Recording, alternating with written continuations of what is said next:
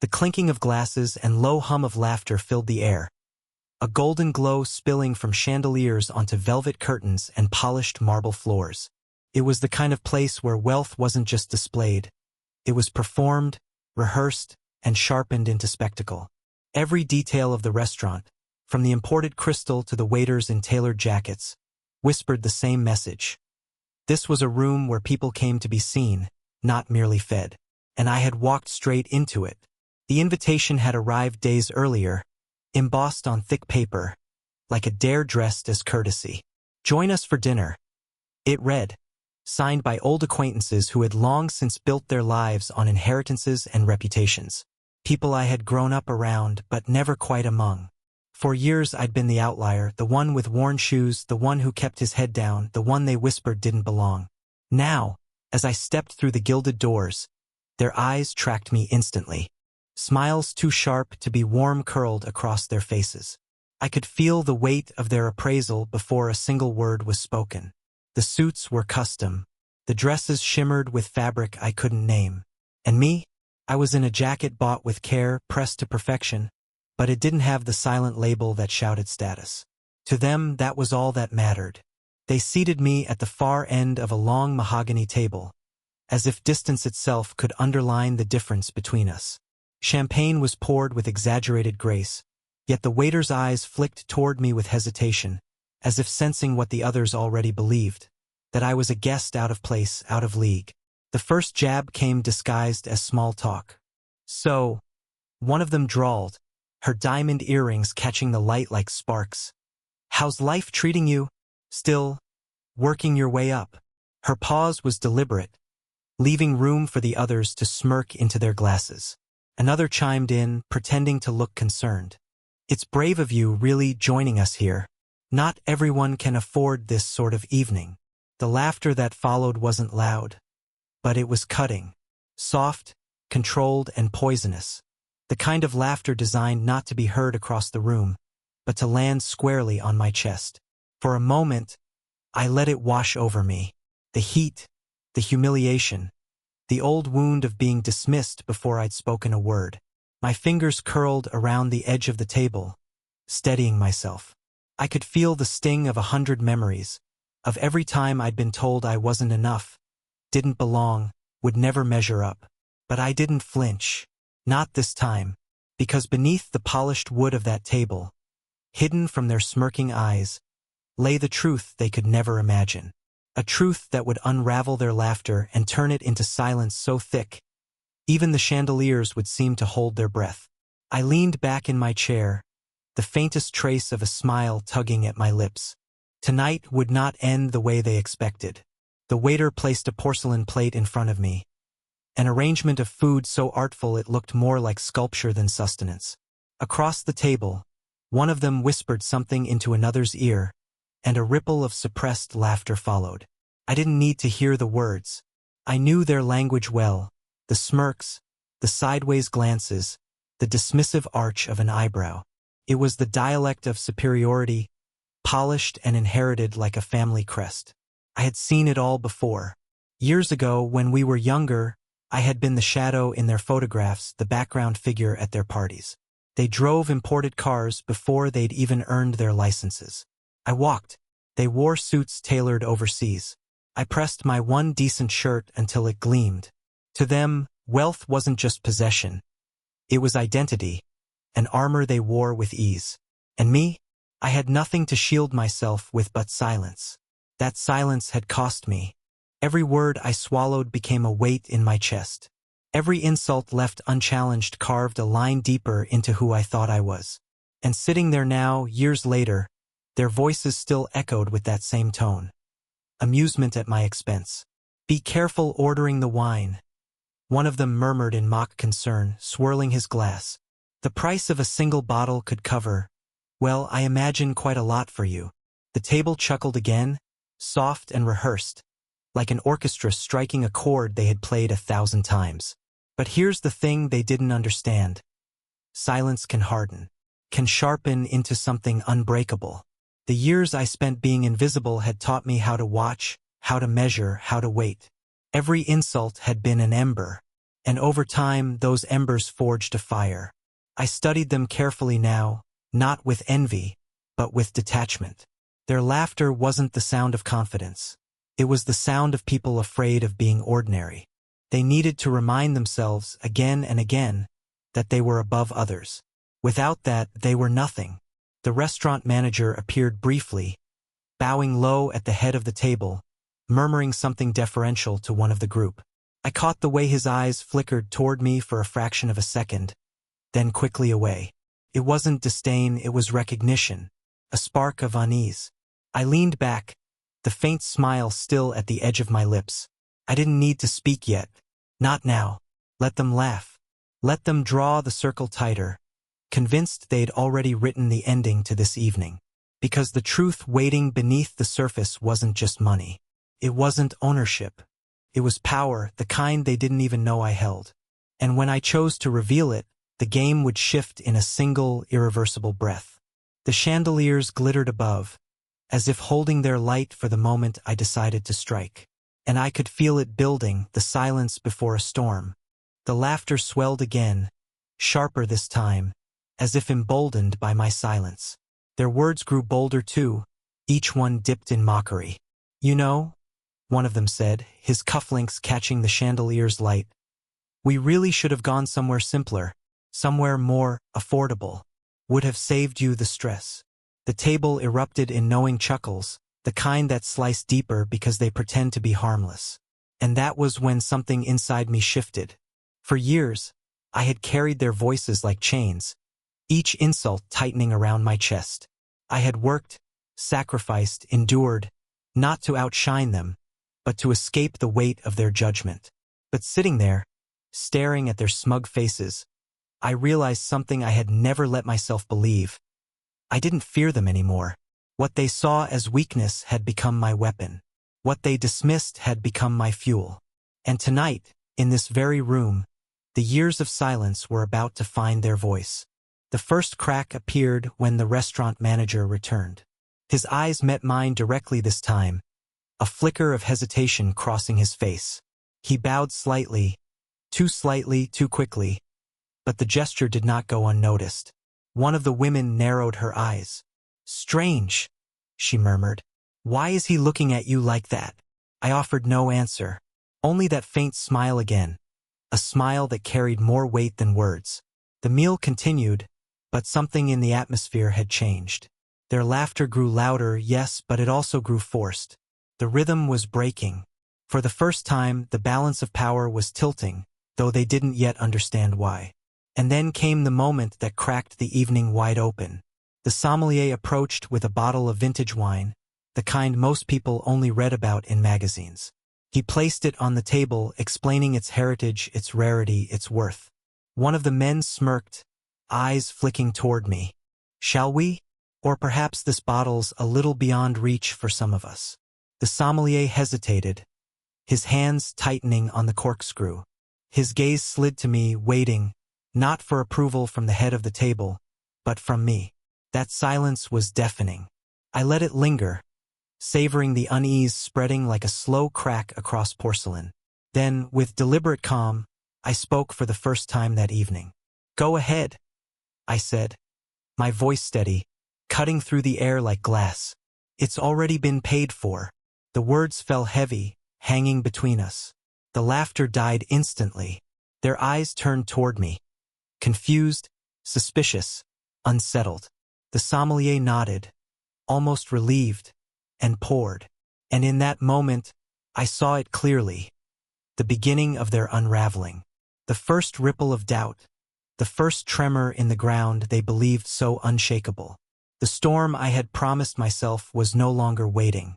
It had begun. The wine was poured in silence, deep crimson filling crystal like blood spreading across clear water. No one spoke as the sommelier moved around the table, his hands slightly trembling, his eyes flicking nervously toward me after each pour. The others forced laughter again, but it rang hollow now, brittle as glass under too much weight. I could see it, their unease, seeping through the polish of their expressions. But with unease came resistance. So, one of them said at last, his voice sharp with irritation, you've saved for a bottle of wine. Congratulations. A grand gesture, but let's not pretend it means anything more than what it is. He leaned forward, his cuff brushing against the mahogany, his eyes narrowing with the hunger of a man desperate to reassert control. Because we both know you don't belong here. The others nodded faintly, their courage drawn from his words. It was a familiar pattern, the circle closing ranks, lashing out to protect the illusion of superiority. But something in me ached then, deeper than their laughter, deeper than their arrogance. It wasn't anger. It was memory. I remembered nights when dinner was nothing more than stale bread and water. I remembered watching my mother bend her back to the bone, working in kitchens like this one, scrubbing dishes while those same kinds of people dined and sneered. I remembered walking past restaurants like this as a boy, peering through the glass at the glittering chandeliers, wishing, just once, I could sit at a table where I wasn't invisible. And now here I was, at the table, in the room, and still they tried to make me invisible. The ache hardened into resolve. I set my glass down carefully, the sound ringing sharper than I intended. Their eyes snapped to me. For the first time all evening, I held their gaze, not with the humility they expected, but with the weight of someone who had nothing left to prove. You think I don't belong here, I said quietly. But maybe this isn't about me at all. Maybe it's about you, about needing someone to look down on so you don't have to see yourselves. The words struck, and silence fell like a curtain. The chandeliers above seemed to burn brighter, throwing their carefully guarded faces into sharper relief. The manager appeared again, hesitant at the edge of the table. He bent toward me, murmuring something only I could hear. A confirmation, a signal, the kind of acknowledgement that couldn't be hidden much longer. The others noticed. Their eyes darted between us, confusion etched into their features. What was that? One of them demanded, voice sharp with nerves. I only smiled faintly, leaning back in my chair as the weight of the moment grew unbearable for them. The tension was no longer mine to carry. It was theirs. And soon, very soon, the truth would shatter everything they thought they knew. The air had shifted. What began as mockery now trembled with unease. Their laughter had vanished, leaving only the brittle silence of people unsure of their footing. The chandeliers still glowed, the silver still gleamed, but the room itself felt smaller, tighter, as though it too was holding its breath. One of them finally broke the quiet. Enough of this, he said, voice strained. Manager, another bottle, quickly. We'll carry on without distractions. But the manager didn't move toward him. Instead, he turned, almost instinctively, to me. His hands folded respectfully in front of him, his eyes awaiting my nod. That was the moment the walls cracked. The woman in the diamond earrings sat up straighter, confusion flickering across her face. Why are you looking at him? She demanded. We're the ones hosting this table. The manager hesitated, then looked back at me. His silence was louder than any confession. I leaned forward, resting my hands on the table. The polished wood reflected their anxious faces back at them, warped in the sheen. Do you want to know why he looks to me? I asked softly. My voice carried, steady and unshaken, cutting through the room like a blade. They shifted in their seats. The smirks were gone now, replaced by tight jaws and darting eyes. It's because this table, this room, this entire restaurant. I paused, letting the silence stretch, the weight of it pressing down like a held breath, is mine. The words didn't echo. They detonated. The room froze. Forks hovered in midair, glasses untouched. Their faces went pale, then flushed with disbelief. That's impossible, one muttered almost to himself. You're bluffing. But the manager stepped forward then, as if to confirm the execution of a sentence. It's true, he said quietly. This establishment has been under his ownership for nearly a year. He bowed slightly toward me, his voice reverent. Every decision, every glass poured tonight, is his to command. The silence that followed was not empty. It was heavy, suffocating. They looked at me then, really looked. Not as the boy they remembered, not as the shadow they once dismissed. but as something else entirely. The weight of their laughter collapsed back onto them, each cruel word now sharpened into a blade they had turned against themselves. I let them sit with it, let the truth burrow deep, turning their arrogance into ash. And for the first time all evening, I felt the chains of the past loosen. Not because I had wealth, not because I had proven them wrong, but because I no longer needed their approval. I don't need your validation, I said quietly, almost gently. I never did. But tonight, you'll remember who I am, and where I sit. The chandeliers above seemed to burn brighter, flooding the table with unforgiving light. They bowed their heads, not out of respect, but because there was nowhere left for their pride to hide. The storm had broken, and I was the one standing in its calm. The restaurant had gone quiet. Not just the table, but the entire room. Conversations at nearby seats had dwindled into whispers, every patron sensing the tension that had unfolded like a crack of thunder in the middle of a still night. At my table, the silence was suffocating. The ones who had spent the evening mocking me now stared into their glasses, their reflections fractured by the rippling wine. No one dared to meet my eyes.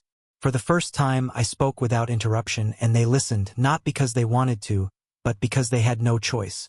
You measured me by the cost of a bottle, by the cut of my jacket, by where you thought I didn't belong.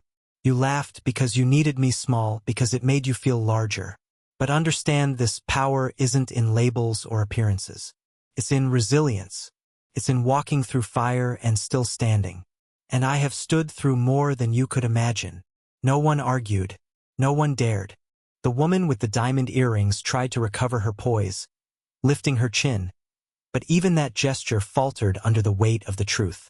Another man, the loudest of the group, clenched his jaw, his pride a fragile mask ready to crack. I didn't relish their discomfort. It wasn't about humiliation anymore. The revenge I thought I craved had dissolved into something quieter, heavier. Release. Because in that moment I understood I had never needed to buy their respect. Respect that is bought is nothing more than fear. What I wanted, what I had always wanted, was freedom. Freedom from their voices, from the shadow of their laughter that had followed me for years. And tonight I had claimed it. I rose from my chair slowly, deliberately. The staff stood straighter as I passed, their eyes following me with quiet acknowledgement. Behind me, the table of so-called friends remained frozen, their empire of arrogance crumbling around them in silence. At the entrance, I paused, my hand resting briefly on the gilded doorframe. The chandeliers cast their golden light across the room, and for a fleeting second, I thought of my mother, her tired hands, her quiet strength. She had once told me, "One day, they'll see you. Not the shoes you wear, not the money in your pocket, you." Tonight, she had been right. I stepped out into the night air. The city stretched before me, alive with noise and movement, but I carried with me a stillness I had never known before. The past no longer clung to me. The laughter of old ghosts had finally faded. Behind those gilded doors, they would remember me, not as the boy they dismissed, but as the man who owned the ground beneath their feet. And as the night wind brushed against my face, I smiled, not in triumph, but in peace. The storm had passed, and I walked away, leaving silence in my wake. 9.